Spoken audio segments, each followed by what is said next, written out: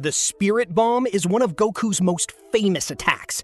The user gathers energy from all living things, compresses it into a massive sphere, and hurls it at an opponent with an evil heart.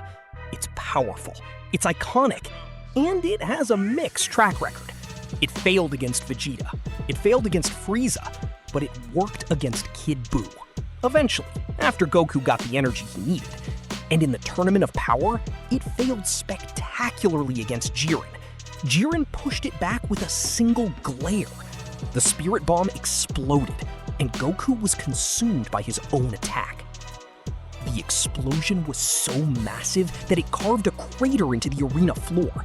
For a moment, everyone thought Goku was dead. But then, a pillar of light erupted from the crater, and Goku emerged.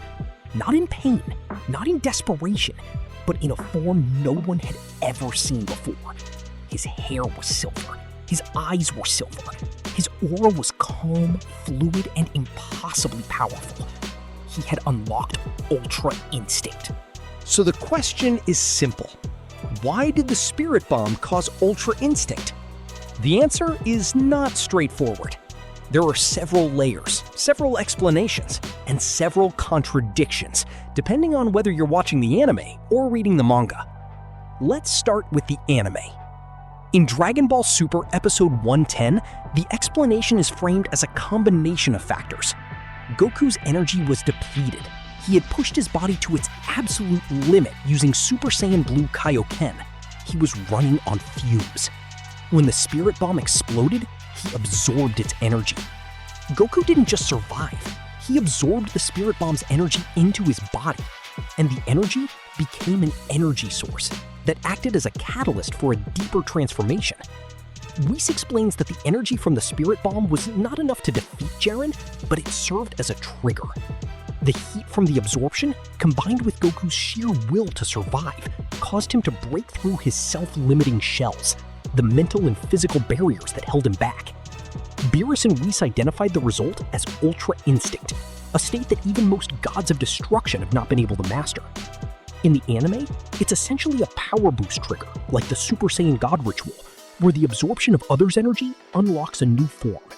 So the question is simple. Why did the Spirit Bomb cause Ultra Instinct? But there's more. The Spirit Bomb was Goku's own attack. He was fighting against his own power. As one fan observation put it, Goku fought against the very power he collected from his allies in attempt to defeat Jiren. And the process of the clash between his own power and the power of the Genki Dama reached a new plateau of strength. Goku has always preferred to achieve power on his own terms. The fact that he had to fight his way through his own borrowed power was a crucible. However, there's a catch. The Spirit Bomb can be deflected by anyone with a pure heart. Goku is pure. He should have been able to deflect it. But Jiren forced it back with enough force that it overwhelmed Goku, and the resulting explosion caused him to absorb it, which perhaps allowed him to bypass the usual interaction. Goku's pure heart allowed him to absorb the energy, rather than be destroyed by it. Then there's the manga. The manga version is very different.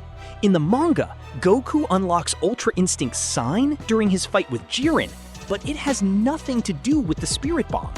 Instead, it's triggered by a moment with Master Roshi. Roshi, who is immensely weaker than Jiren, attacks Jiren and dodges his attacks. He demonstrates that raw power isn't everything. Technique and spirit matter more. Roshi tells Goku to remember all the martial arts training he received and to not focus solely on power, but on his spirit too.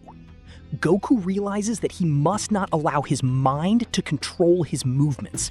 From this realization comes Ultra Instinct Sign. In the manga, Ultra Instinct is not a transformation triggered by a power boost, it's a technique. It's the culmination of Goku's entire life as a martial artist. It connects to his past history, his training with Roshi, his mastery of martial arts, and his development as a fighter. The Spirit Bomb is barely a factor. So why does the anime make it about the Spirit Bomb? Because the anime tends to treat Ultra Instinct like a Super Saiyan transformation, while the manga treats it like a martial arts technique. The anime uses the Spirit Bomb as an energy source that powers Goku up, like the Super Saiyan God ritual. The manga uses it as a narrative device to showcase Goku's growth as a martial artist. And there's another layer. Whis confirms that Kefla's immense power was also able to trigger Ultra Instinct in Goku. Whis says Kefla's energy rivaled the power of the Spirit Bomb Goku was hit with. This further reinforces the idea that in the anime, Ultra Instinct can be triggered by any sufficiently massive amount of energy. It's not unique to the Spirit Bomb. The Spirit Bomb also almost completely depleted Goku's energy. To activate Ultra Instinct, Goku has to destroy all his mental and physical barriers. A near-death experience is often the trigger. The Spirit Bomb didn't do this by its nature, but by the extreme danger it represented. So, in the end, the Spirit Bomb didn't cause Ultra Instinct. It was the trigger, the catalyst, the crucible. The real cause was Goku's own potential, his will to survive, and his training as a martial artist. The Spirit Bomb just gave him the push he needed to break through. In the anime, it's a power boost.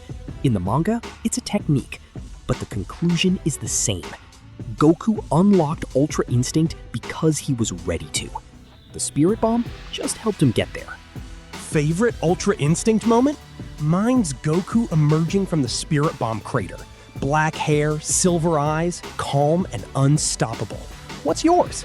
Drop it below. And if you enjoyed this breakdown, hit that subscribe button and turn on notifications, because we're just getting started with the deep dives.